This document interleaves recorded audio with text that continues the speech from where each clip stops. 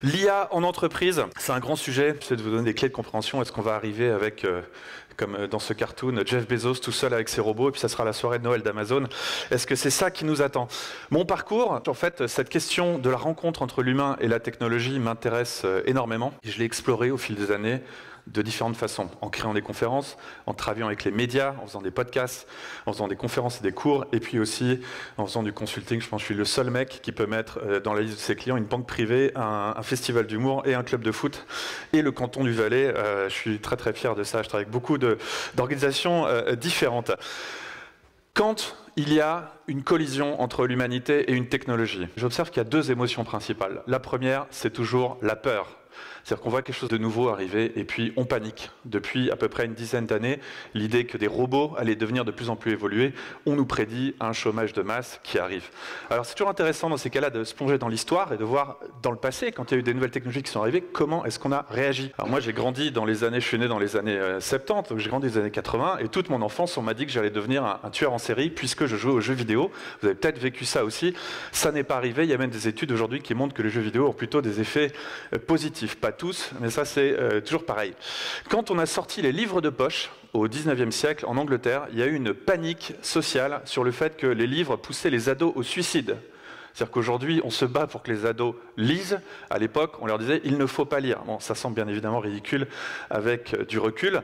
Et puis alors, quand les trains sont sortis, on a dit aux femmes « ne prenez pas le train, vous allez perdre votre utérus qui va s'envoler par la fenêtre ». Voilà, c'est le genre de peur irrationnelle. C'est assez intéressant de se replonger, puis de regarder ce qu'on vit aujourd'hui à l'aune du passé. Il y a une autre réaction hyper fréquente, c'est au contraire la fascination. Alors ça, c'est des gens, ils voient la technologie arriver, ils croient que ça a des pouvoirs magiques, que ça va tout résoudre. Microsoft nous a annoncé il y a quelques années qu'ils allaient résoudre le cancer. On va prendre le cancer, on va le résoudre. Magnifique. Il leur reste 2 ans. Pour l'instant, c'est pas arrivé et je ne crois pas que ça arrive à travers eux. Il y a Mark Zuckerberg, que vous reconnaissez peut-être, malgré ses lunettes relativement inconfortables, qui nous a dit que le métaverse allait devenir la prochaine grande révolution. Depuis, je ne sais plus combien ils ont perdu d'argent, 10 milliards ou 50 milliards, enfin c'est un flop absolument énorme. Donc voilà, on pense qu'une technologie arrive, ça brille, c'est un joli joujou. L'IA, c'est probablement la vague de buzz la plus importante que j'ai jamais vue en 30 ans. Ça dépasse absolument tout. Et alors, ce qui est intéressant, c'est de voir à quel point on se prend quotidiennement des messages complètement contradictoires. Donc c'est très très dur de comprendre et de décoder ce qui se passe. Par exemple, depuis la sortie de ChatGPT en novembre 2022, ça fera bientôt 2 ans. D'un côté, on nous dit que c'est la technologie la plus rapidement adoptée dans l'histoire de l'humanité. De l'autre, je me promène dans la rue, je vois des tags comme ça, l'IA va nous tuer. On nous dit d'un côté, OpenAI, la société qui fait ChatGPT, va perdre 5 milliards de dollars cette année, et puis vous tournez la page et on vous dit, Apple, Nvidia sont en train d'investir dans OpenAI une valorisation entre 80 et 100 milliards. Société qui perd beaucoup d'argent, pourtant elle vaut énormément d'argent, contradictoire. On nous montre des robots incroyables, dès que vous allez à un festival de robots, c'est absolument génial, on montre des trucs un petit peu qui évoluent comme ça, et moi, autour de moi, les seuls robots que je vois, ce sont des Roomba. Voilà. Je trouve que, de nouveau, c'est pas vraiment les promesses qu'on avait. Alors, ce qu'on m'a demandé de faire, c'est de vous expliquer rapidement comment ça fonctionne pour que vous puissiez bien comprendre les possibilités, les potentiels et les limitations de ces technologies. La première chose qui est très importante, c'est de définir l'IA. Et pourquoi est-ce qu'on se trompe? On pense intelligence artificielle, intelligence, on pense un cerveau comme ça, qui sera en fait une machine à la place du cerveau. On est trompé par un truc très simple, c'est qu'en anglais, le mot intelligence est un faux ami. C'est un mot qui a 2 sens. D'un côté, l'intelligence, dans le sens anglais du terme, c'est le renseignement ou l'information, comme dans CIA. De l'autre, l'intelligence, c'est en effet le fonctionnement du cerveau. Alors, l'intelligence artificielle, la technologie, elle se divise en 2 choses. Il y a ce qu'on appelle les intelligences étroites, c'est-à-dire celles qui sont très spécialisées sur un truc. Par exemple, dans votre téléphone, vous avez une IA qui regarde le mot que vous êtes en train d'écrire et qui vous le corrige. Ça, c'est une intelligence étroite. À l'inverse, vous avez ce qu'on appelle une intelligence artificielle générale. Ça serait une machine qui aurait les capacités d'avoir l'intelligence d'un humain. Alors, dans la partie étroite, qu'est-ce qu'on a? On a les grands modèles de langage, les LLM en anglais, comme ChatGPT. On a tout ce qui est apprentissage automatique, deep learning, machine learning. On a la vision par ordinateur, etc., etc. Et ça, c'est vraiment intelligence au sens information du terme. Là-dessus, on a tout un tas d'acteurs et vous avez déjà entendu parler de la plupart d'eux. Du côté de l'intelligence générale, donc si on arrivait à reproduire un cerveau humain, aujourd'hui, il n'y a aucune application capable de faire ça. Ça n'existe pas.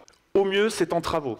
C'est-à-dire que si vous écoutez certains gourous de la Silicon Valley ou si vous écoutez le CEO de OpenAI, ils vous disent qu'ils sont en train de travailler et qu'ils vont y arriver.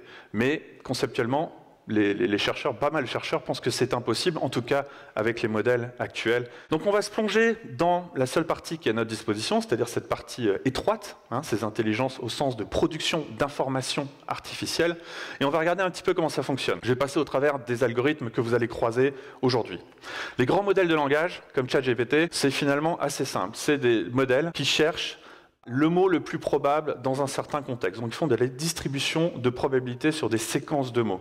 C'est-à-dire qu'on va prendre tout ce qu'on peut trouver comme contenu, on va prendre Internet, Wikipédia, des pages web, etc., tout ce qu'on peut trouver, des livres, on va le donner à un modèle et on va le laisser apprendre les liens entre les mots d'une certaine manière. Si je te donne tel mot, quel est le mot qui devrait venir après? Et c'est pour ça qu'il va calculer des probabilités et à partir d'une phrase, il va pouvoir vous dire la meilleure chose sur l'IA, c'est sa capacité à, et puis là, vous avez différentes probabilités pour le prochain mot, learn, predict, make, understand, et puis il va en choisir un, et il va continuer sa phrase, et il va tourner comme ça. En fait, le modèle, il rajoute des mots, même au début, ça avait été mis dans l'interface de ChatGPT pour qu'on ait l'impression de parler à quelqu'un, alors le modèle le fait directement, mais on voyait les choses qui se rajoutaient comme ça. Et donc, bien évidemment, je vais très très vite, c'est beaucoup plus compliqué que ça, il y a des tonnes et des tonnes d'autres choses qui doivent être faites, on fait travailler le modèle, on lui donne une bonne note, une mauvaise note pour qu'il apprenne, etc., etc. Et il y a un chercheur français, Grégory Chatonsky, qui propose un autre nom, qui dit n'appelons pas ça de l'intelligence artificielle, appelons ça de l'induction statistique. On ne discute pas avec une machine intelligente, mais avec des cultures humaines métamorphosées. C'est-à-dire que quand vous parlez avec ChatGPT, vous êtes en train en fait, d'accéder à des textes qui ont été écrits par des gens et qui sont synthétisés par une machine. Deuxième technologie que vous allez voir, on entend souvent parler machine learning, deep learning dans les termes anglais, c'est l'apprentissage automatique. Alors là, comment ça se passe? Qu'en fait, vous donnez à une machine une information d'entrée et vous lui dites voilà le résultat que j'attends, débrouille-toi. L'algorithme va faire le travail. Donc par exemple, si vous êtes un site de e-commerce et que vous voulez prédire le montant des commandes, vous prenez 5 ans de data de commandes, vous les mettez sur la gauche du modèle, vous lui dites voilà quand le prix de vente des objets, le coût de livraison, l'âge du client, etc. Toutes les datas que vous avez. Et pour chacun, à l'autre bout du modèle, vous mettez le montant de la commande et le modèle va faire tout un tas de calculs. C'est une espèce de boîte noire jusqu'à ce qu'il trouve un chemin, une façon de combiner les informations pour que quand on lui donne l'entrée, il arrive à la sortie souhaitée. Et donc, il va travailler avec des poids, il va chercher des chemins dans un réseau de neurones. Et puis, en fait, c'est assez magique et ça marche assez bien sur des problèmes qui sont très bien définis. C'est là-dessus qu'est basée la vision sur ordinateur. Parce que vous savez, là, je vous ai montré qu'en fait, on donnait des chiffres en entrée et puis des chiffres en sortie. Et l'ordinateur se démerdait pour trouver comment les deux correspondaient. Mais en fait, une photo, dans le monde digital, ce ne sont que des chiffres. Et donc, si vous lui donnez les photos de personnes et à la fin, vous lui dites ça doit être telle identité, eh bien, il va trouver une façon tout simplement de le matcher. C'est comme ça qu'on fait de la reconnaissance faciale. Alors, ils ont tout un tas de stratégies, ces algorithmes. Par exemple, ils vont passer les photos en noir et blanc, ils vont grossir les contrastes, ils vont se concentrer que sur certaines zones, mais vous n'avez pas vraiment à vous en soucier, vous lui donnez juste les photos, l'identité, il apprend et au bout d'un moment, il est capable de reconnaître puisqu'il a appris à faire cette tâche ultra précise. Et puis ça va bien évidemment marcher avec tous les contenus digitaux, donc ça va marcher avec les sons. C'est-à-dire que vous allez pouvoir, par exemple, mettre des enregistrements de la voix de quelqu'un, l'ordinateur va essayer de trouver les patterns qu'il y a dedans, et puis ensuite, quand vous donnez un son, il va être capable de vous dire c'est ça ou c'est pas ça. C'est une des premières IA d'ailleurs dont on a parlé en Suisse, si vous vous rappelez, c'est la technologie de l'IDIAP à Martinique qui avait été utilisée pour authentifier les cassettes de Ben Laden, c'est 2002, dire que l'IA on en fait depuis longtemps en Suisse, et donc c'est du machine learning. Encore un usage que vous avez peut-être vécu sur l'identification de vidéos. Vous mettez une vidéo sur YouTube et puis on va être capable de reconnaître s'il y a du contenu copyrighté. Moi, je reçois régulièrement ce genre d'email de mes amis de YouTube puisque j'ai mis une vidéo et puis dans le fond, par exemple, il y avait un son, une musique qui jouait et puis ça a été reconnu comme étant un problème de copyright. À partir de la vision par ordinateur et du machine learning, on a inventé les algorithmes de diffusion. Les algorithmes de diffusion, vous allez voir, c'est assez malin, c'est ceux qui sont capables de créer des images. Alors comment est-ce qu'on s'y est pris? Parce qu'en fait, on prend une image, ça c'est la phase d'apprentissage du modèle. Pour apprendre au modèle, on prend une image et on la pollue. On lui met du contenu aléatoire. Et on arrive à une image qui est bruitée. Et ensuite, on fait un truc tout simple, c'est qu'on inverse les images et on lui dit maintenant, à partir de cette image bruitée, donc de cette entrée, je veux que tu arrives à cette image de bonne qualité. Donc en fait, on apprend à la machine à recréer les pixels manquants, à refaire monter l'image en qualité. Et c'est pour ça que si vous utilisez Midjourney, par exemple, on voyait à l'époque dans le processus qu'on part de quelque chose d'extrêmement pixelisé, et puis c'est des modèles qui ont appris petit à petit à dessiner, à donner de plus en plus de détails, et c'est comme ça qu'on arrive à créer des images. Donc c'est vraiment du machine learning inversé. Ça marche avec tous les médias, je vais vous le montrer, ça marche avec les photos, ça marche avec le son, peut-être essayer Suno, je vais vous faire une petite démo de Suno tout à l'heure, ça marche avec la vidéo, et c'est un peu toujours cette même idée. Alors ces technologies, comment est-ce qu'elles sont utilisées? On peut diviser les usages en plusieurs grandes catégories. D'abord, il y a un truc, il y a un pattern hyper intéressant. Une fois, j'avais animé les 20 ans du web et il y avait les fondateurs, les inventeurs du web, donc Tim Berners-Lee, Caillot, etc. Et puis, il y avait cette fameuse histoire que jamais ils avaient pensé que le web serait utilisé pour le contenu pornographique. L'histoire se répète, je vous laisse regarder ce qu'a dit le cofondateur d'OpenAI à TED il y a un an. And we've seen it from GPT-3, right? GPT-3, we really were afraid that the number one thing people were going to do with it was generate misinformation, try to tip elections. Instead, the number one thing was generating Viagra spam. Le rire un petit peu awkward, et se dire, ah, j'aurais peut-être pas dû le dire. Mais comme d'habitude, on pense que ça va être utilisé pour attaquer le monde, faire de la politique. Et puis le premier usage qu'ils ont constaté, c'était les gens qui voulaient faire du spam. Alors c'est un peu plus compliqué que ça. Il y a des articles qui montrent comment est-ce que les gens utilisent ces technologies. Mais en gros, il y a deux axes principaux. C'est sexual content, donc faire écrire des trucs un peu grivois au modèle, et les devoirs. Homework. Ça, c'est vraiment le truc pour lequel ces modèles sont utilisés. Donc ça, c'est les usages un peu condensés, mais on peut les mettre en famille. Alors, le premier usage de ces technologies, c'est les assistants personnels. Il y a eu une explosion des chatbots en 2023 sous l'impulsion de ChatGPT. Donc par exemple, ça c'est une app que j'utilise beaucoup qui s'appelle Po, et puis on va pouvoir lui poser des questions. Selon toi, quels sont les grands usages de l'IA? Et puis il va envoyer ça sur un modèle. Alors là, je lui ai demandé de poser la question à Claude, au modèle Claude. Et ce qui est très intéressant, c'est qu'en bas, je peux, en un clic, faire la même question sur un autre modèle. Et vous allez voir que ChatGPT me donne une réponse différente. Et puis là, je vais aller demander à Llama, par exemple, qui est le modèle open source de Facebook, de Meta. Et donc, il y a ce genre d'outils où on va pouvoir aller parler avec des modèles, leur demander de faire des choses pour nous.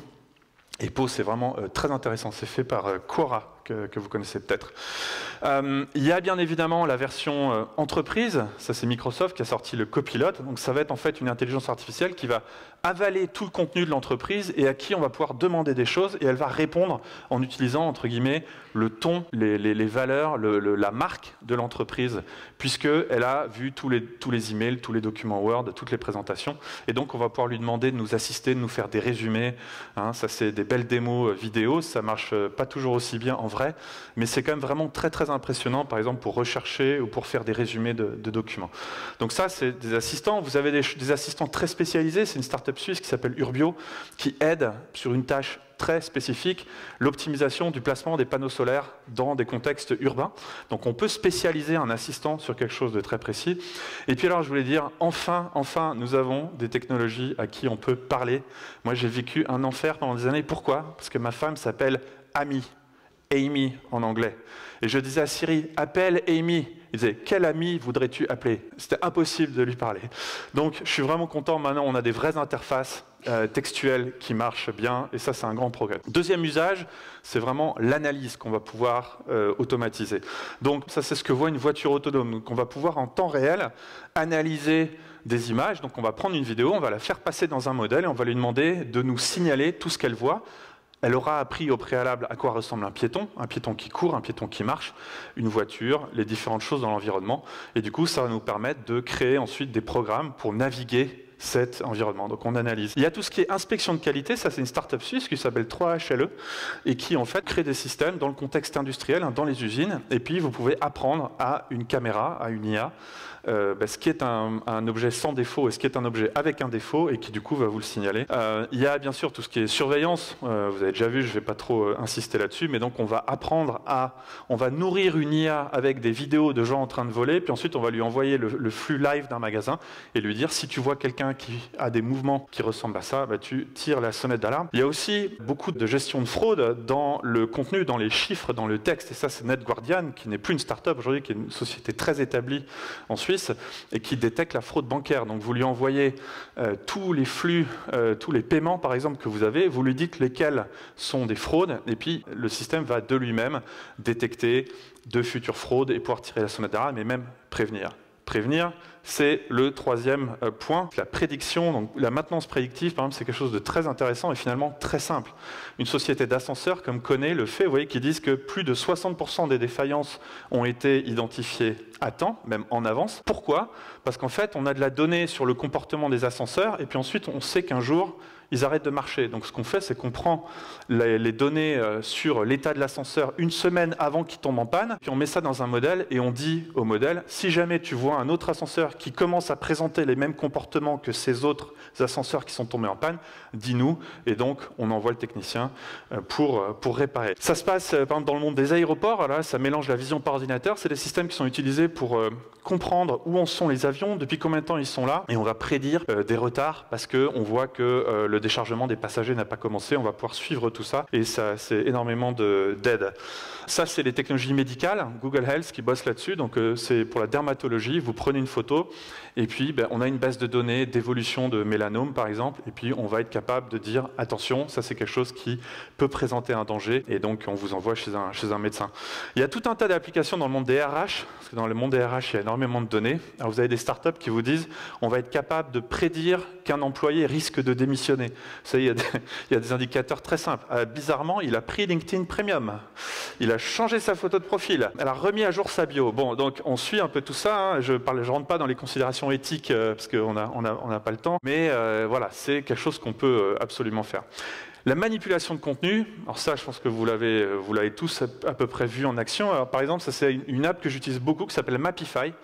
Mapify, vous balancez dedans à peu près n'importe quoi, une vidéo, un PDF ou un site web. Et là, j'ai mis le site web Digivision.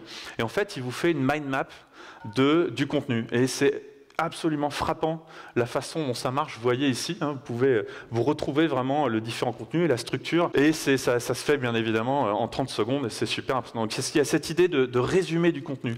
Une start-up suisse qui a été rachetée par Doctissimo il y a quelques mois, qui étaient des gens de l'EPFL et de l'UNIL, et qui en fait, eux, ont développé une technologie où un médecin enregistre son échange avec son patient. Et derrière, l'IA va faire un résumé, enfin va faire une prise de notes et va faire un résumé et va dispatcher les résumés au bon endroit. C'est-à-dire qu'elle va faire un résumé pour le patient, elle va faire un résumé pour le médecin, elle va les remplir, par exemple, s'il faut, dans la caisse maladie, etc.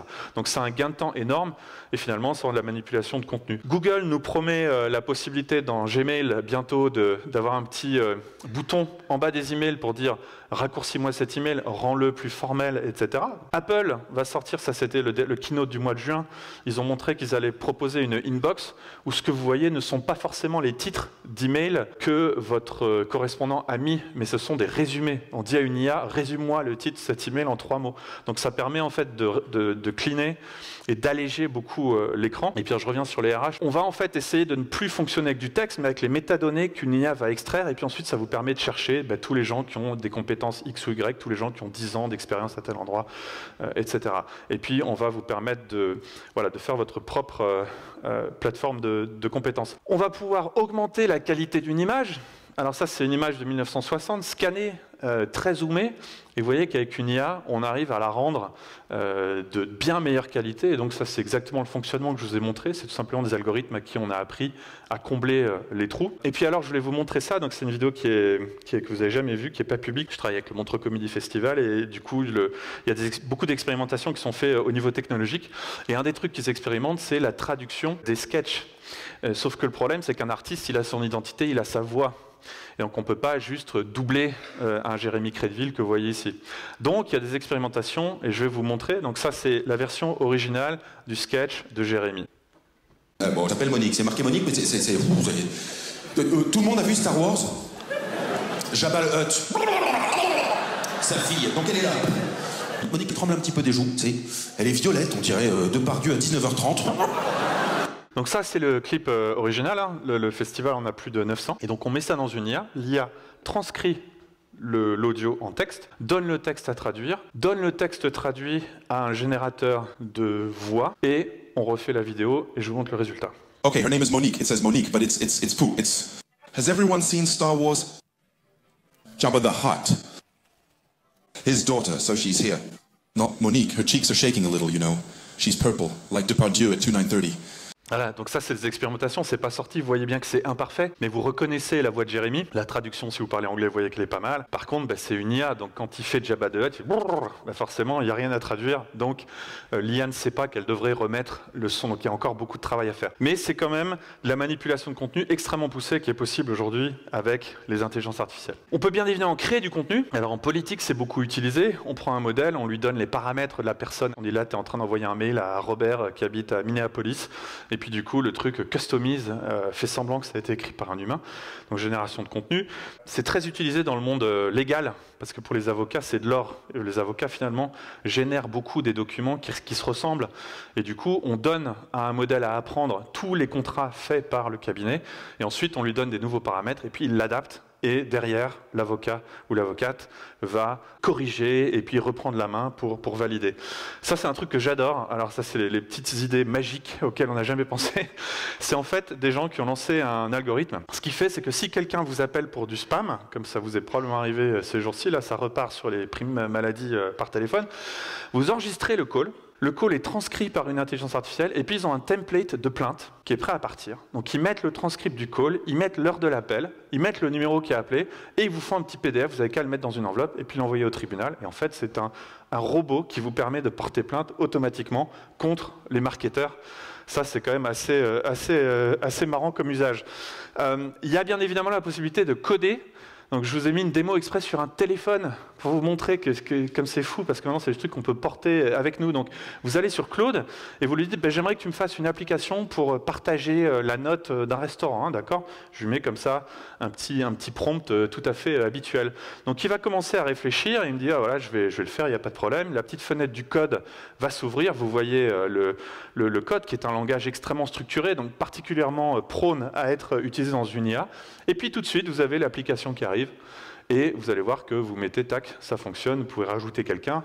Et puis alors, ce qui est fou, c'est que vous pouvez retourner et puis lui demander de changer des choses. Puis, ah non, en fait, j'aimerais que tu fasses ceci, cela, un convertisseur de monnaie, j'en sais rien. Tout ça, c'est généré automatiquement. Bien évidemment, c'est pas du code que vous allez mettre sur facebook.com, hein, où il y a des milliards d'utilisateurs. C'est du code qui est très sale. Mais pour prototyper, par exemple, c'est vraiment extrêmement utile. Il y a quelques jours, le CEO d'Amazon a partagé un exemple où ils avaient en fait des applications à migrer d'une vieille version de Java et ils ont fait un robot qui spécifiquement était capable de prendre du code Java et de le mettre à jour. Et donc il raconte que ça s'est fait, ça a économisé 4500 années développeurs. Comme le code est du langage très structuré, c'est encore plus facile pour les machines de travailler avec. C'est quelque chose de très intéressant. Et puis il y a la possibilité de prototyper. Ça je trouve assez fabuleux. Peut-être vous avez déjà utilisé les IA comme des partenaires de réflexion, de brainstorm. Et visuellement c'est très intéressant. Ça c'est un projet qui a été fait par un designer. Il a demandé à une IA d'imaginer une collaboration entre deux marques, Patagonia et Ikea. Et du coup, voilà ce que ça sort. Et c'est assez frappant. On reconnaît un peu l'ADN des deux marques. On voit que c'est quand même un hybride et c'est quelque chose qui n'aurait pas été vraiment aussi simple à faire. En tout cas, il y a des choses même assez jolies qui sont sorties. Donc voilà, ça peut créer du contenu pour vous inspirer. Suno, création d'audio. Alors ça, c'est génial. J'adore. Je fais ça toute la journée avec mes filles. On est membre premium. Alors, qu'est-ce que c'est? Vous lui donnez des paroles, vous lui donnez un style, et puis ça vous fait une chanson. Alors, je suis allé demander à Lama de faire des paroles, faire un poème sur quelqu'un qui fait une présentation à Lausanne sur l'IA devant une excellente audience. Et donc, je mets ça dans le modèle. Hein, je mets à Lausanne, ville de savoir et de lumière, où les Alpes se dressent, majestueuses et fières. Et je lui ai dit comme style, yodel, hard rock. Ça se tente. Et donc, qu'est-ce que je reçois? Ça tourne pendant 5 minutes et je reçois ça, avec petite vidéo. Je n'ai rien fait. J'ai pris le fichier, je l'ai mis. Je vous propose d'écouter.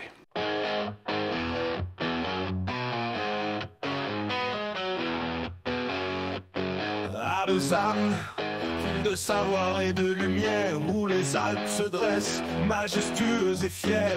Tu te tiens debout devant une audience attentive pour parler de l'IA, de son avenir et de ses merveilles.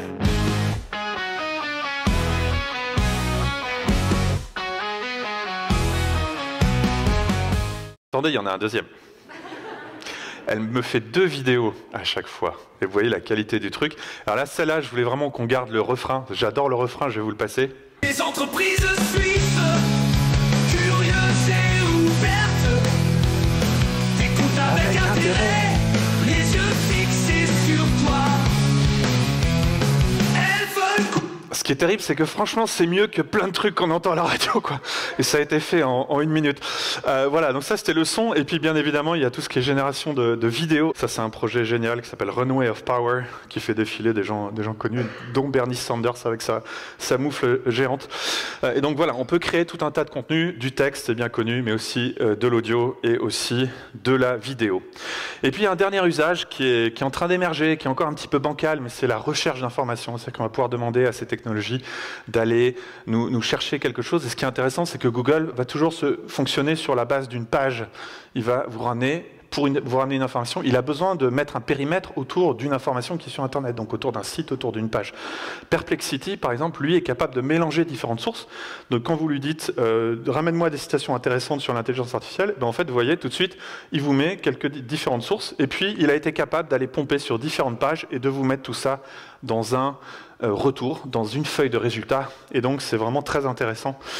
Il y a aussi ça, par exemple, sur des applications qui vous aident à créer des voyages. Donc, vous allez lui donner vos paramètres, et puis, en fait, c'est un moteur de recherche qui va prendre vos paramètres et les passer sur les infos de Google Maps, par exemple, puis vous faire un itinéraire. Donc, il y a ce côté recherche.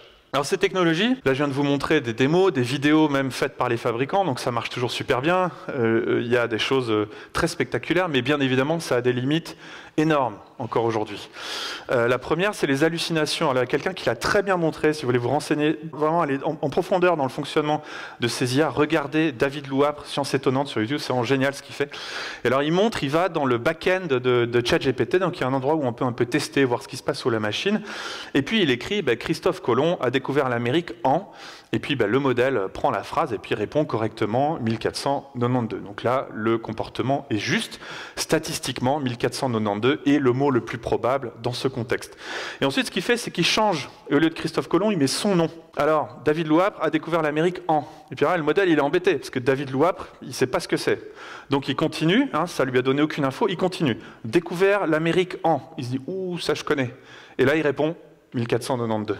Ces modèles ont ce genre de limitation due à leur fabrication. Et c'est pour ça qu'il faut bien comprendre, et je reviens sur le premier point, ça n'est pas de l'intelligence humaine, c'est vraiment de la création d'informations automatisées. Donc ça on le corrige ensuite à la main, mais c'est un vrai problème. Et puis un autre souci avec ces choses-là, c'est qu'il faut qu'il y ait beaucoup de données. Moi, mes filles, quand je leur ai montré un chat une fois, depuis, elles me demandent tous les jours un chat. Elles ont compris, elles n'ont pas eu besoin de voir 1 million de chats pour comprendre ce qu'était un chat et que c'était mignon. Une machine, il va falloir des millions et des millions d'images pour entraîner le modèle. Et l'autre truc, c'est que si vous prenez des radios et que vous entraînez un modèle sur des radios qui sont verticales et que d'un seul coup, pour une raison ou une autre, vous lui envoyez des radios qui sont en biais ou inversées, le modèle va être perdu, en fait, alors qu'un humain ne le serait pas. Donc il y a tout un tas de limitations par rapport au manque de données et puis aux données inhabituelles. Alors les biais, ça c'est quelque chose de terrible. Alors ça a été depuis corrigé, mais c'est Étienne Mineur qui avait fait des screenshots de Stable Diffusion il y a 2 ou 3 ans. Et donc, vous lui dites une personne exotique, et vous voyez, ça sort des gens qui sont visiblement pas blonds et qui sont visiblement pas européens. Pourquoi ? Parce que ce modèle a été entraîné par la data, pour qui quelqu'un d'exotique, c'est quelqu'un qui vient de l'autre bout du monde. Voilà. Mais donc, quelqu'un qui est à l'autre bout du monde, c'est nous qui allons être exotiques pour lui. Voyez. Donc, le modèle va porter les biais de la data qu'on va lui donner, et forcément, ça va poser énormément de problèmes. Garbage in, garbage out. Si vous entraînez un modèle avec de l'information qui est mauvaise, ce qui va sortir sera aussi mauvais. Le modèle n'est pas capable de corriger la bêtise de la donnée qu'on va lui donner. Il y a tout un tas de problèmes aussi de genre, par exemple. Donc Amazon, un cas connu, avait mis des CV et puis avait dit quels CV ils aimaient bien. Mais il se trouve que c'était beaucoup de CV masculins, puisque c'était des postes de programmeurs. Et du coup, l'IA avait fini par rejeter quasiment toutes les candidates femmes. Donc l'IA n'avait fait que répéter stupidement un biais qui avait été introduit dans la donnée. Et bien évidemment, c'est quelque chose qui doit être corrigé et Amazon a dû enlever cet outil. Alors il y a des gens qui détournent ça, qui en font une force, enfin qui en font un feature de ces biais. C'est-à-dire que vous avez des gens qui vont entraîner une IA volontairement avec un certain type de contenu. Et ça, c'est une IA pro-Trump, par exemple. Donc c'est Gipper, vous allez dessus, elle est entraînée qu'avec du Fox News, et puis du coup, quand vous lui parlez, elle va vous faire des réponses Fox News en disant les armes, c'est génial. Et donc vous pouvez créer des bulles de contenu à volonté. Il suffit d'entraîner un modèle sur uniquement le contenu qui vous intéresse. Tout ce qui est sécurité des données, mais tout ce que vous mettez dans ces modèles, on ne sait pas trop où ça va. Il y a eu des problèmes avec des gens qui mettaient du code, et puis le code se retrouvait dans la nature. Et du coup, oui, si le modèle apprend des requêtes qui sont faites par l'utilisateur, ça peut derrière être du contenu qui circule. Propriété intellectuelle, énorme souci, puisque ces modèles, pour s'entraîner, ont pompé tout un tas d'informations auxquelles ils n'avaient pas le droit d'avoir accès. C'est particulièrement frappant avec les images. Et puis, il y a les problèmes de piratage. Si vous avez une voiture autonome qui filme et à qui vous apprenez de s'arrêter à un panneau stop, et que moi j'imprime un panneau stop, ou que je vais acheter au magasin un panneau stop, si je me mets au bord de la rue avec mon panneau stop, votre voiture autonome va gentiment s'arrêter et je vais pouvoir vous braquer beaucoup plus facilement. Pourquoi? Parce qu'un humain comprendrait que quelqu'un qui tient un panneau stop, c'est faux, mais une IA, elle voit ça et elle s'arrête. Il y a James Bridle, un artiste qui, il y a très longtemps, avait fait un truc assez marrant, c'est qu'il avait dessiné avec un sac de sel une ligne blanche autour d'une voiture, et donc théoriquement, dans cette situation-là, une voiture autonome serait complètement emprisonnée, elle ne pourrait absolument rien faire, puisque son algorithme lui dit « tu n'as pas le droit de traverser la ligne blanche ». Il y a bien évidemment le problème des deepfakes, donc le faux contenu, que ce soit au niveau des voix ou que ce soit au niveau de la politique. Ça, c'était quand il y a ces rumeurs que Trump allait être arrêté, il y a des gens qui ont fait des images qui ressemblent assez à la réalité. Et puis, il y a bien évidemment alors ça, on n'en parle jamais, je ne sais pas comment ça s'appelle, mais il y a la mesurabilité de la qualité des résultats. C'est-à-dire qu'on nous met des feux intelligents partout dans les villes et on nous dit, croyez-nous, c'est vraiment la meilleure solution possible. Le trafic ne pourrait pas être mieux géré. Et en fait, il y a des histoires que des fois les feux tombent en panne et tout se passe beaucoup mieux. Donc en fait, les IA, elles ont toujours des solutions pour nous, mais comment est-ce qu'on fait pour savoir si c'est la meilleure solution? Je suis allé dans mes photos personnelles et j'ai mis pasta, donc il me renvoie plein de photos. Mais est-ce qu'il a vraiment tout pris? En fait, je n'en sais rien. Parce que j'ai 50 000 photos, je n'ai aucune idée de ce qu'il n'a pas trouvé, de ce qu'il n'a pas matché. Il y a la course à l'armement, qui est un vrai problème dans l'IA. C'est-à-dire que, par exemple, Deloitte a sorti une application permettant à ses 75 000 employés consultants d'écrire des emails automatiquement. Donc je pense que le nombre d'emails a fait comme ça. Donner à des consultants une IA pour écrire des emails et faire des PowerPoint, là, franchement, c'est pas très responsable. Mais du coup, il y a une explosion du contenu, et que font les gens de l'autre côté? C'est que on va avoir sa inbox Apple ou Google, et puis on lui dit non, fais-moi un résumé de tout ça, quoi.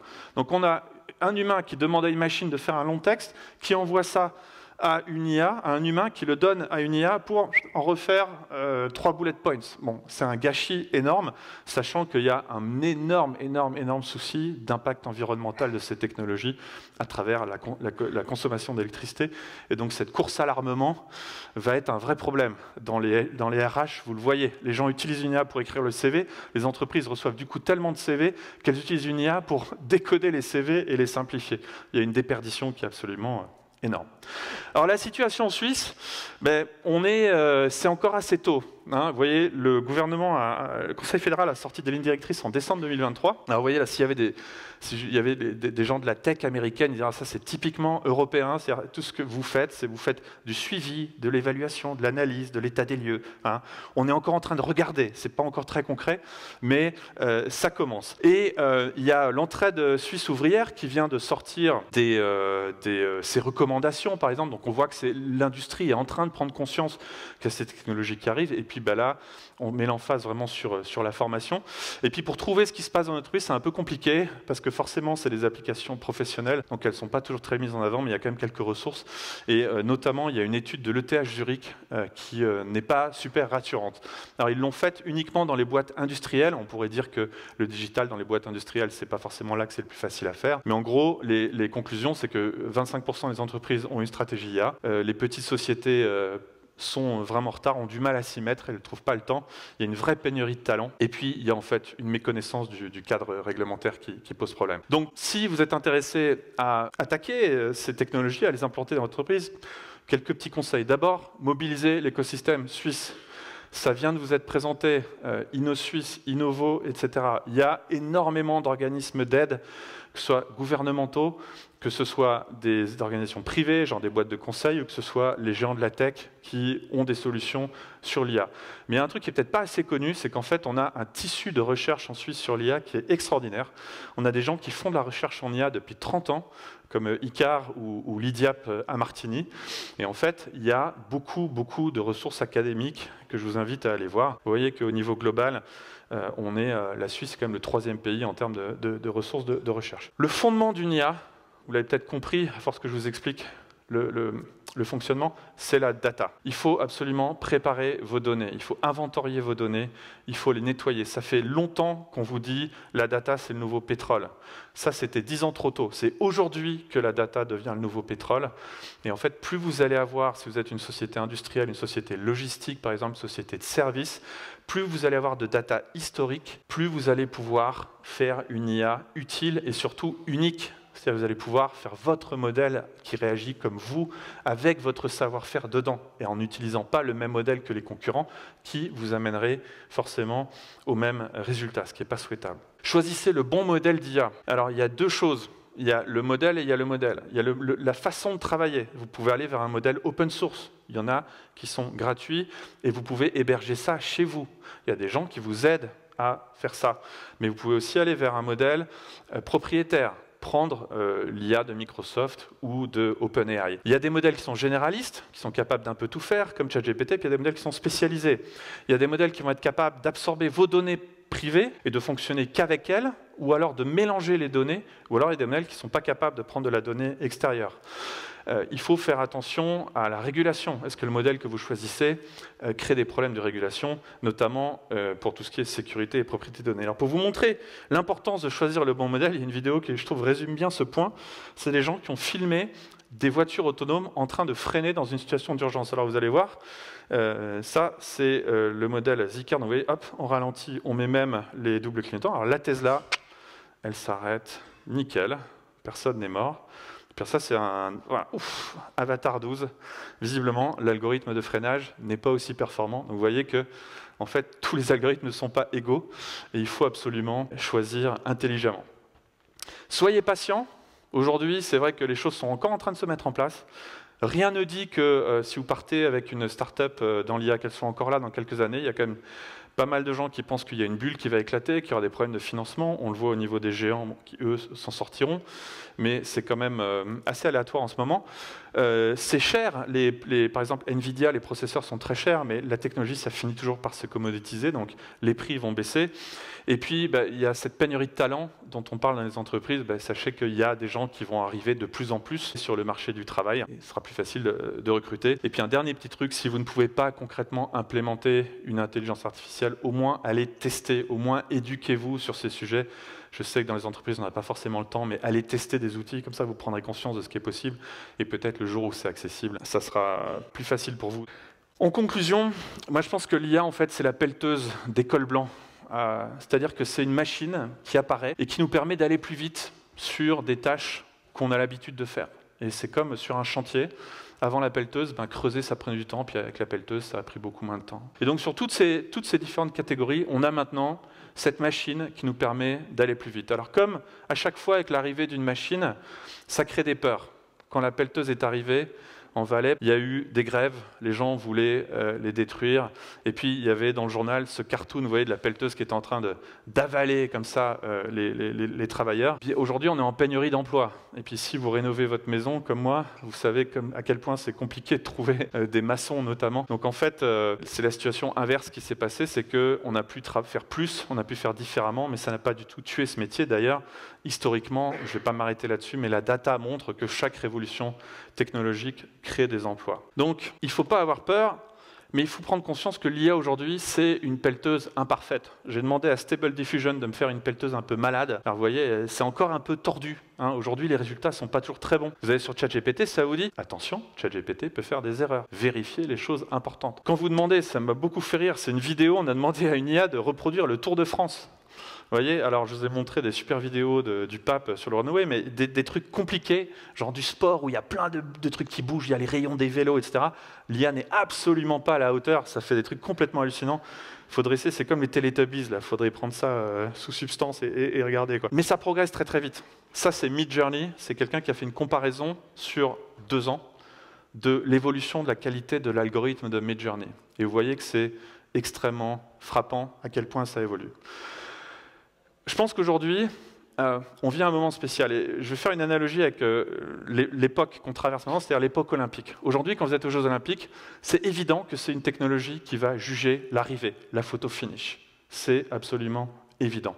Et pourtant, on oublie comment on en est arrivé là. Parce qu'en 1912, au JO de Stockholm, il n'y avait pas de caméra, bien évidemment. Alors qu'est-ce qu'on faisait?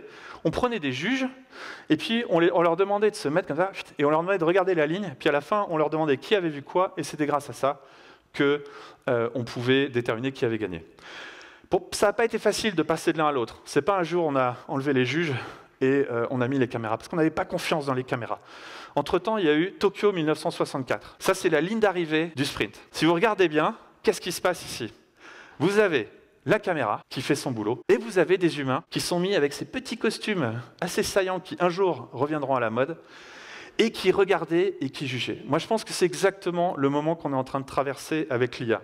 C'est-à-dire que c'est une technologie qui est encore en train de se former, il faut encore regarder par-dessus son épaule, mais je suis absolument convaincu que c'est une des plus grandes révolutions qui va affecter nos vies et nos entreprises, et je vous remercie beaucoup pour votre attention. Et maintenant, on va avoir un petit moment de discussion, toujours sur cette technologie, sur l'IA, mais avec un autre expert qui vient de l'Université de Lausanne, à qui j'ai extrêmement plaisir à venir présenter aujourd'hui, avec qui nous avons eu une discussion vraiment très passionnée au sujet de l'IA en préparant cette journée. Il s'agit d'un doctorant en système d'information. Sa spécialité, c'est justement de travailler avec ces modèles larges de langage, de les rendre accessibles pour une utilisation dans l'éducation, de les rendre moins chers, plus efficients, et vraiment aussi de sécuriser la privacy, la sécurité des informations. C'est Henri Jamet. Henri, je te laisse nous rejoindre sur scène pour ces quelques questions. C'est ça.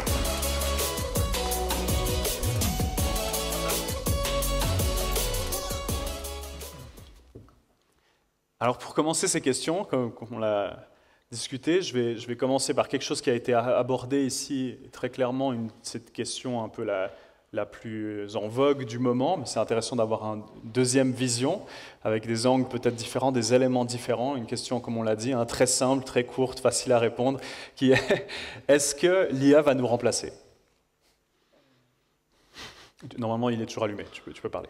M'entendez-vous? Merveilleux, incroyable. Alors, est-ce que l'IA va nous remplacer? Effectivement, une question extrêmement simple. Je vais faire de mon mieux pour y répondre. Alors, encore une fois, ce n'est que mon avis, donc je vais essayer de vous donner certaines pistes, certaines idées, mais ne prenez pas ça pour argent comptant. Je ne sais pas de quoi l'avenir sera fait. Moi, en tant que chercheur, la moitié de mon travail consiste à faire du développement, où je vais écrire des algorithmes, et l'autre moitié à essayer de les présenter, les rédiger d'une manière qui est compréhensible, qui est objective, qui est scientifique, pour avoir des conclusions. Et la première moitié a complètement ou quasiment complètement disparu. Actuellement, quasiment tout le code que j'écris, je demande à une IA de le faire. Alors bien sûr, après, je revérifie tout et puis je dois quasiment tout réécrire, bien sûr, puisque l'IA a tout faux. Mais ça me donne un sentiment de satisfaction de ne pas avoir à faire l'intégralité de mon travail. Et la deuxième moitié est actuellement en train de disparaître, ou en tout cas, il y a des IA qui sont en train de la prendre en charge gentiment, puisqu'on a eu des études récemment, on en avait discuté, qui sont en train d'essayer d'écrire des articles de recherche intégralement en partant de rien, d'abord de générer des idées, ensuite de prendre les meilleures idées, puis de les implémenter, et finalement de structurer leurs conclusions pour créer un papier de recherche. Alors, au final, actuellement, les papiers de recherche sont particulièrement inintéressants, les codes ne fonctionnent pas toujours, donc on est sur cette zone de changement qu'évoquait... c'est Laurent? Incroyable. Laurent, okay. Si je dis ça bien. Et donc, disais-je, moi, mon travail est en train de disparaître.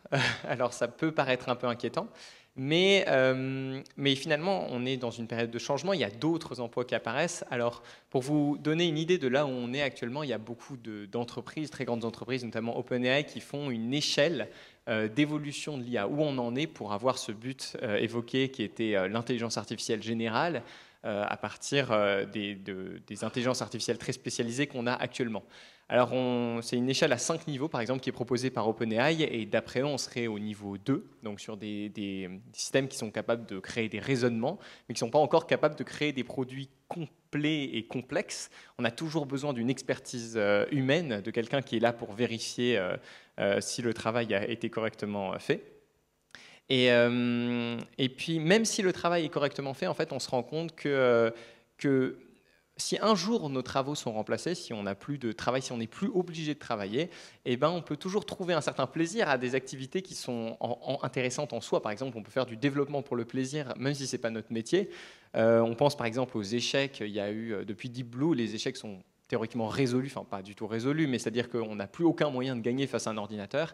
Et pourtant, il n'y a jamais eu autant de joueurs d'échecs qu'actuellement, parce que c'est toujours quelque chose qui est passionnant. Je me souviens donc de ton introduction où tu évoquais l'imperfection de l'humain. En fait, ce qui donne effectivement la valeur à l'être humain, c'est aussi son imperfection. On en avait discuté, c'était très juste, à savoir que ce qu'on a envie d'avoir dans une partie d'échecs, c'est un opposant qui va faire des erreurs sur lesquelles on va pouvoir jouer, sinon ça n'a aucun intérêt, on ne trouve pas ça intéressant. Il y avait encore cette idée des peintures photoréalistes. Finalement, on pourrait regarder une photo et avoir la même chose. Au final, on a envie d'avoir quelqu'un qui nous peint une photo, puisque c'est plus intéressant de voir les erreurs. Le problème actuellement qu'on a, c'est pas vraiment le remplacement des travaux des jobs, pas l'équivalent français immédiat, des métiers par l'intelligence artificielle, c'est plus la vitesse de ce changement. On a envie que ce changement ne se fasse pas trop vite. Si un jour il y a une intelligence artificielle générale qui arrive, le problème c'est qu'elle va probablement réussir à s'améliorer elle-même, et là on va avoir une augmentation exponentielle des capacités de l'intelligence artificielle, et là on va avoir un changement immédiat très violent. Actuellement, le changement il est assez lent, il est assez souple, on peut s'y adapter. Et il faut réussir à prendre le train en marche, mais finalement le train en marche est assez lent, on peut encore sauter dans le wagon. Alors je ne sais pas de quoi l'avenir sera fait, mais pour le moment je pense que le remplacement des métiers des uns et des autres, c'est plus une transformation qu'un remplacement total.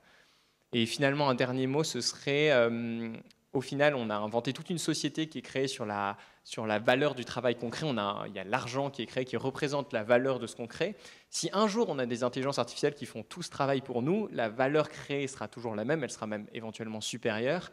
Et au final, l'importance d'un métier et la notion même de chômage aurait plus vraiment d'importance. Alors là, bien sûr, j'idéalise, c'est un monde totalement inventé de ma part, mais peut-être que c'est de ça que l'avenir sera fait. On aura des intelligences artificielles qui font tout le travail pour nous, et nous, on pourra simplement faire ce qu'on veut de notre côté et nous amuser à jouer aux échecs toute la journée, qui sait, à partir du moment où on crée toujours de la valeur ou que de la valeur se fait automatiquement. C'était une synthèse générale. Je ne suis pas un aussi brillant orateur que votre orateur précédent, mais j'espère vous avoir donné quelques idées, quelques pistes. Non, merci beaucoup, Henri. En effet, cette idée de changement qui nous permet de s'adapter, de faire cette transition, qui a souvent été le cas quand même avec plusieurs révolutions technologiques et qui ont donné la place de s'adapter et de parfois augmenter le secteur du travail. Il y avait les automates bancaires, qui étaient une histoire qui est souvent utilisée aux États-Unis, une grande peur de perdre tous les personnes qui comptaient l'argent, les bank tellers aux États-Unis. En fait, le secteur a continué de croître parce que ça a amené une réduction des coûts, ces machines. Ça a permis d'ouvrir plus de branches, d'avoir plus besoin de bank tellers. Et en fait, les personnes ont pu surtout, c'est un peu similaire avec cette révolution, se focaliser sur des tâches qui sont plus importantes, plus intéressantes pour des humains, et où on est meilleur, et on a un avantage comparatif, c'est-à-dire donner du conseil aux clients, où le contact humain a vraiment une valeur, alors que compter les billets, on n'est pas très bon comparé à une machine, et ce n'est pas très excitant. Donc il y a aussi tout un tas de situations où on a des avantages mutuels et ces avantages comparatifs, comme on le dit en économie. Et Laurent, s'il te plaît, intervient. Non, juste 30 secondes. Pour moi, ce qui est important, c'est de ne pas penser en termes de métier, c'est de penser en termes de tâches à l'intérieur d'un métier. C'est-à-dire qu'un métier, ça va être de coder, mais ça va aussi être de faire des réunions, ça va être de coordonner, ça va être de lire, ça va être de rechercher, etc. Certaines de ces tâches vont être automatisées, mais il ne faut pas penser métier dans son ensemble. Décomposer votre métier en tâches et regarder lesquelles de ces tâches vont être automatisables. Et comme tu le dis, en général, ce qui va se passer, c'est que s'il y a une tâche qui disparaît, disparaît, il y en a une autre qui va plutôt prendre de la place, plus de place. C'est en effet un excellent exemple. J'ai un ami à moi qui est cardiologue et qui justement va s'occuper de travailler sur, enfin plutôt radiologue en particulier. Et il y a des IA très performantes pour détecter des tumeurs, par exemple, sur des images de MRI, des images de radiologie. Mais en fait, ces métiers se portent tout aussi bien qu'avant, voire plus, parce que le médecin a besoin d'être dans le loop pour bien comprendre l'historique du patient, identifier avec plus de certitude, comprendre le traitement. Donc c'est une tâche qui aide, qui soutient le travail, mais qui ne substitue pas complètement le job. Mais en effet, il y a cette discussion de changement radical et d'intelligence générale, où là, on est plutôt dans un domaine qui est peut-être plus inconnu. Mais en fait, j'aimerais, comme tu es là, et que tu as vraiment en plus une expertise dans ton domaine, en fait, c'est un peu, pas forcément ce qu'on avait décidé, mais ça serait intéressant que tu nous parles un peu plus de toi, ta thèse, qui s'intéresse à soutenir l'éducation. Qu'est-ce que tu penses qui est utile? Qu'est-ce que l'IA peut remplacer et nous soutenir? Et où est-ce que justement l'humain a toujours un rôle et une spécificité où on n'a pas forcément intérêt à le remplacer? Alors effectivement, ce n'est pas ce qu'on avait prévu, mais c'est pas grave, je vais brillamment essayer de m'adapter à cette nouvelle question. Alors donc moi, ma thèse se porte sur l'éducation et comment utiliser l'IA dans l'éducation. Juste avant, je rebondis juste avant de répondre à cette question, parce que j'avais également un exemple qui est assez parlant. Actuellement, on est vraiment dans une ère de collaboration entre l'IA et l'humain. C'est vraiment la valeur fondamentale. Pour vous donner un exemple qui est très marquant là-dessus, en développement, donc une partie de mon travail, on a eu il y a quelques mois l'apparition d'un produit incroyable qui faisait beaucoup parler de lui, qui s'appelait Devin, un assistant, enfin pas un assistant justement, un développeur complètement automatisé. On va lui demander, ok, fais-moi un tel site web, et il va le faire intégralement par lui-même, il va planifier les tâches, les effectuer, etc. Et il obtenait des assez bons résultats. Il y a eu plein de variantes open source de ce programme, notamment OpenDevin, il y a aussi Devika, j'en passe, et des meilleurs. Et en fait, on se rend compte qu'au final, les gens, ils sont plus intéressés pour avoir donc pour reprendre un terme qu'adore Microsoft, un copilot, un assistant qui est là pour les aider. Comme ça, ils ont à la fois le mélange d'une expertise humaine et d'une expertise informatique, et puis aussi le plaisir d'avoir le résultat qu'ils imaginaient. Puisque quand on demande à Devin de faire un site web et qu'on a un site web parfait, mais qui n'est pas celui qu'on avait en tête, mais on a toujours une certaine insatisfaction, et finalement, on va vouloir tout refaire depuis le début, et on n'aura pas gagné tant de temps de ça.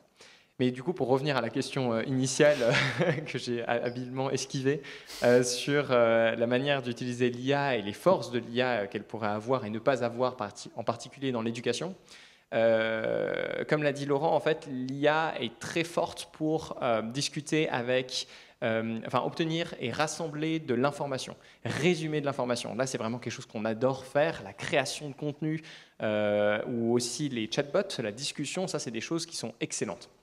Là où on a un peu plus de difficultés, par exemple, ça va être donc typiquement dans la prévoyance à long terme d'événements qui ne sont pas encore arrivés, qu'on ne peut pas généraliser. Tant qu'il y a des données qui permettent d'avoir une logique, on peut généraliser un phénomène, à ce moment-là on peut prévoir l'avenir dans une certaine mesure, mais quand on a quelque chose de complètement nouveau, finalement quand on est dans un univers qui est non stationnaire, qui se modifie en permanence, là l'IA est complètement perdue parce que, et c'est une phrase que j'ai surtout pas envie de m'entendre jamais dire et probablement aucun d'entre vous, mais l'IA vit dans le passé.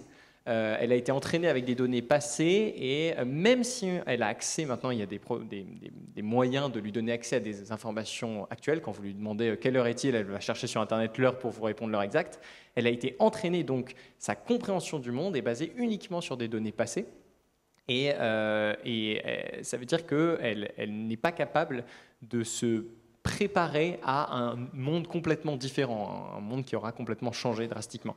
Donc pour l'éducation, c'est très bien, puisqu'on apprend beaucoup de choses à l'école qui sont très anciennes, qui sont factuelles, posées. On a beaucoup d'ouvrages différents qu'on est capable de résumer et d'avoir une collaboration, enfin une discussion avec un étudiant, voir ses faiblesses, lui faire un chemin d'apprentissage personnalisé. Ça, c'est excellent, puisque là, on a des informations solides et beaucoup de données qui permettent de structurer l'information bien.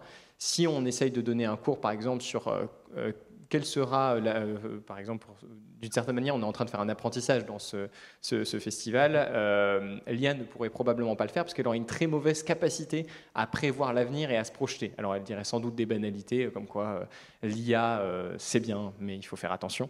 Et c'est sur d'ailleurs cette conclusion que je vais terminer ma réponse. L'IA c'est bien, mais faites attention quand même. Merci infiniment pour cette conclusion juste à temps. Henri, c'était un plaisir de vous avoir. Applaudissez-les. Merci infiniment, Laurent.